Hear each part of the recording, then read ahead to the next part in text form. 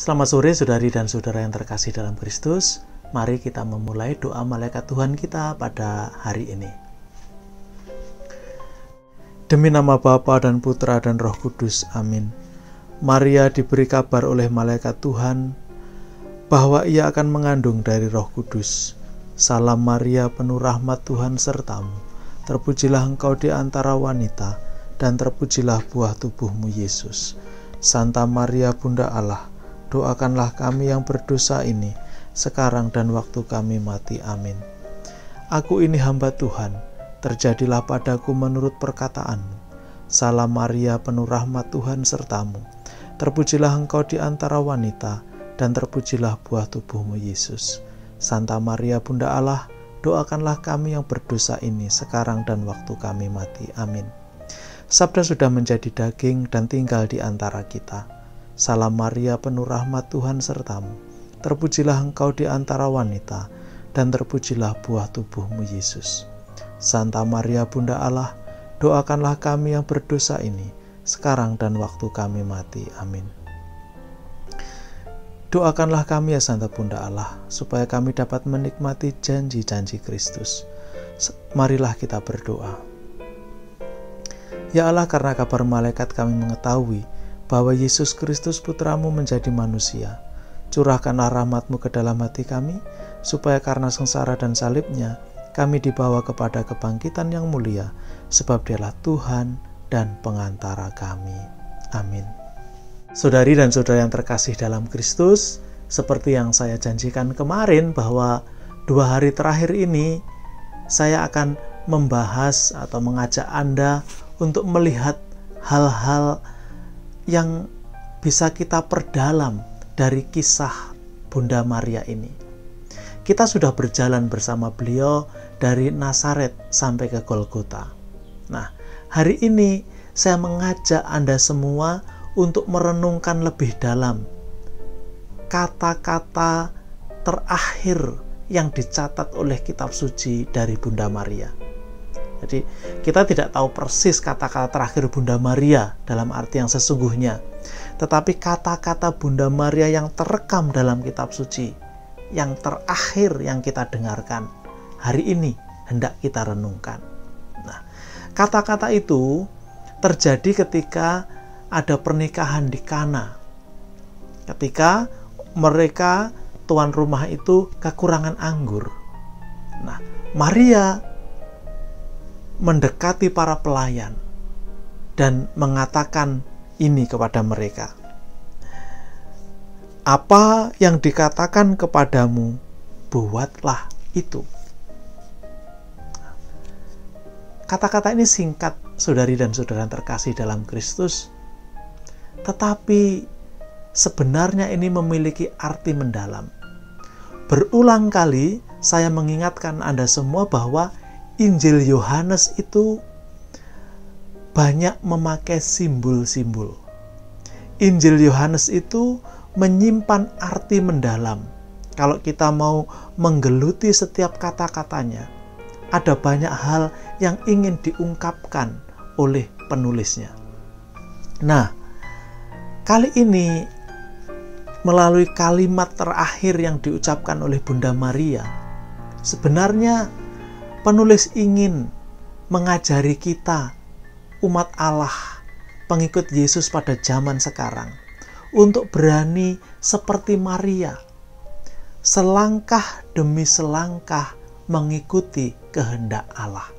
Nah, pertama, kata-kata Bunda Maria ini bagi orang Israel sendiri itu akan mengingatkan akan dirinya sendiri. Loh, kok bisa? Apa maksudnya mengingatkan dirinya sendiri? Jadi ceritanya begini. Dahulu ketika Nabi Musa membawa bangsa Israel keluar dari Mesir, itu tidak mudah. Nabi Musa sendiri tidak dengan segera mengatakan ya kepada Allah yang meminta dia untuk membawa Israel keluar. Pertama, dia sudah nggak muda lagi. Dia sudah 80 tahun. Yang kedua, dia tidak pandai berbicara. Sebagai pemimpin dia harus pandai berbicara, pandai meyakinkan orang. Lalu dia sendiri menyadari orang-orang sebangsanya itu nggak mendengarkan dia. Bagaimana dia bisa ngomong kepada Firaun untuk membawa orang Israel itu keluar? Singkat kata, dengan banyak kejadian, tulah-tulah yang kita lihat itu, bangsa Israel berhasil keluar dari tanah Mesir dan masuk ke padang gurun di sekitar Gunung Sinai. Nah, saat itu Musa mengingatkan umat Israel akan perjanjian yang telah ada antara mereka dengan Allah. Jadi bangsa Israel ini memiliki berkali-kali perjanjian dengan Allah. Tentu kita ingat kalau kita lihat sejarah dari mulai Abraham. Dalam buku Keluaran bab 19 misalnya, Musa dipanggil Tuhan. Jadi dalam banyak cerita, Musa itu seperti menyendiri menghadap Tuhan, Tuhan memberi firman kepadanya. Lalu dia turun, lalu menemui seluruh umat. Pada bab 19 ayat 7-8 dikatakan begini. Lalu datanglah Musa dan memanggil para tua-tua bangsa itu dan membawa ke depan mereka segala firman yang diperintahkan Tuhan kepadanya. Seluruh bangsa itu menjawab bersama-sama, segala yang difirmankan Tuhan akan kami lakukan. Lihat betapa dekatnya kata-kata umat Israel ini dengan apa yang dikatakan Maria. Apa yang dikatakannya kepadamu, buatlah itu. Bangsa Israel mengatakan, segala yang difirmankan Tuhan akan kami lakukan. Dan ini tidak hanya sekali. Misalnya kemudian dalam bab 24, masih di sekitar pegunungan Sinai, Musa mengingatkan kembali perjanjian Allah dengan bangsa Israel. Jadi bab 24 ayat 3. Lalu datanglah Musa dan memberitahukan kepada bangsa itu segala firman Tuhan dan segala peraturan itu. Maka seluruh bangsa itu menjawab serentak, segala firman yang telah diucapkan Tuhan itu akan kami lakukan. Kemudian dalam ayat 7 juga diulangi lagi, segala firman Tuhan akan kami lakukan dan akan kami dengarkan. Jadi sekali lagi ketika Maria memberitahu para pelayan itu, apa yang dikatakannya kepadamu, lakukan itu. Bagi orang Israel, ini seperti mengingatkan mereka sendiri akan perjanjiannya dengan Allah. Oh iya, kita punya perjanjian, kita punya firman Tuhan yang harus kita dengarkan dan harus kita lakukan. Nah, Bunda Maria seperti menunjuk, ini loh firman yang hidup. Firman yang hidup itu ada di tengah-tengah kamu. Apa yang dikatakannya kepadamu, buatlah itu. Nah, dan itu sekarang dikatakan kepada kita. Segala firman Allah itu, kata orang Israel, akan kami lakukan dan akan kami dengarkan. Dan Bunda Allah, Bunda Maria, menunjuk kepada putranya, inilah sabda yang hidup, firman yang hidup. Apa yang dikatakannya, buatlah itu. Lalu kita bertanya kepada diri kita sendiri, bagaimana dengan kita? Apakah kita mendengarkan sang sabda? Apakah kita melakukannya atau tidak? Itu yang pertama. Hal yang kedua, kata-kata Bunda Maria ini juga mengingatkan orang akan kata-kata Firaun. Loh, kok bisa? Firaun yang jahat itu. Nah, ini kisah ketika Yusuf, anak Yakub, itu mulai dipercaya oleh Firaun untuk menjadi, tanda kutip, seperti perdana menteri yang mengatur seluruh harta benda dan makanan bangsa Mesir, sehingga mereka terhindar dari kelaparan, karena waktu itu terjadi bencana kelaparan hebat. Nah, pada kitab Kejadian bab 41 ayat 55 dikatakan begini. Ketika seluruh negeri Mesir menderita kelaparan dan rakyat berteriak meminta roti kepada Firaun, berkatalah Firaun kepada semua orang Mesir, "Pergilah kepada Yusuf, perbuatlah apa yang akan dikatakannya kepadamu." Perbuatlah apa yang akan dikatakannya kepadamu. Menarik bahwa kata-kata Bunda Maria, apa yang dikatakan kepadamu buatlah itu mengingatkan akan kisah-kisah besar pada masa lampau. Tadi yang pertama sudah kita lihat mengenai kesediaan umat Allah untuk mendengarkan dan melakukan sabda Tuhan. Lalu kita dibawa mundur lagi bahwa Yesus putra Maria mau diperbandingkan dengan Yusuf anak Yakub. Loh, kok bisa? Perbandingan yang bagaimana? Nah, kita bisa lihat gini.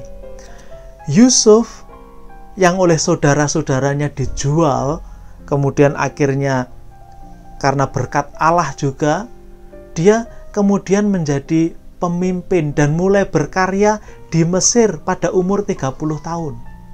Yesus juga sama, 30 tahun.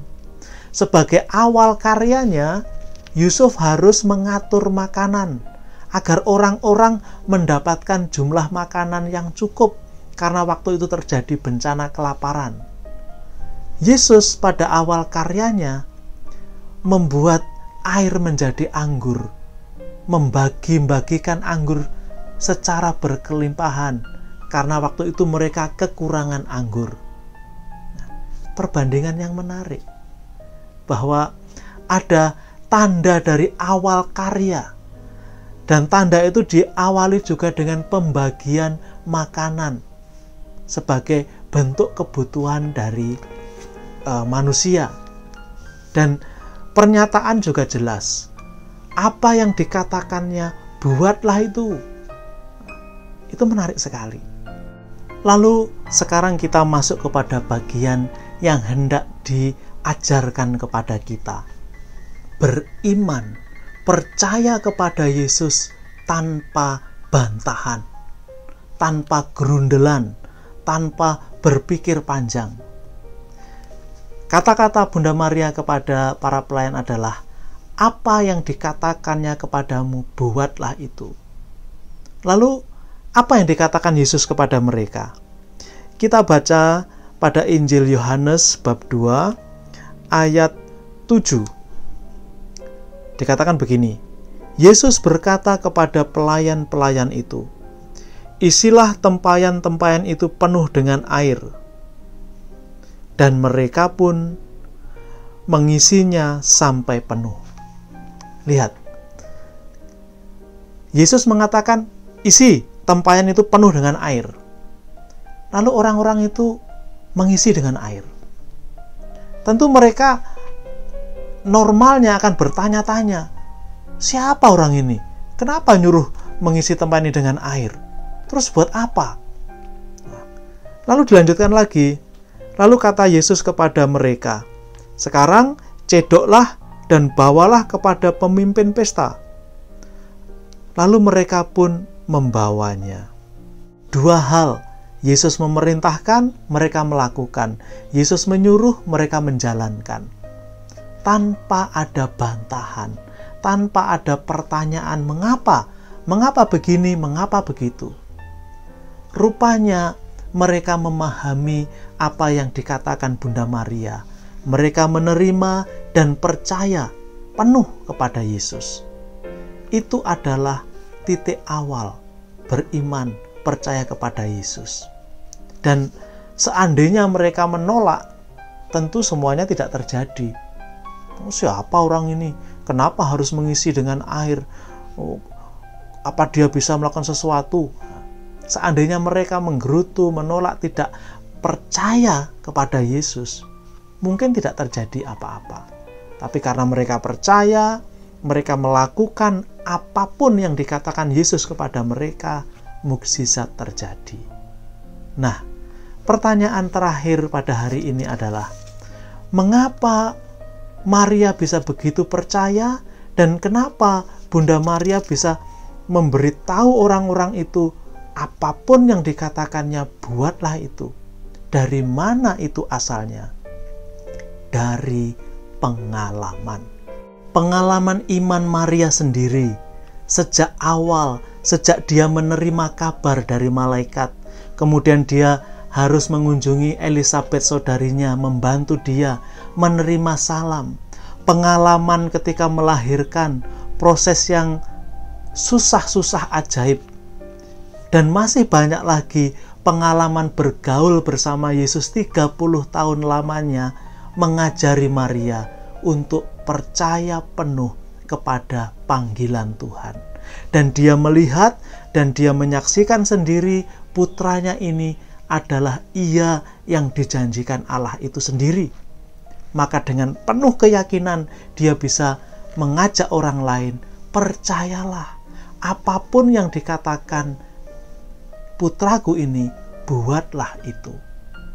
Saudari dan saudara yang terkasih, tidak pernah lelah Bunda Maria mengajak kita, mengingatkan kita untuk menaruh kepercayaan penuh kepada putranya. Apapun yang dikatakannya, buatlah itu. Juga ketika putranya berkata, bertobatlah, buatlah itu tanpa pertanyaan, tanpa gerundelan.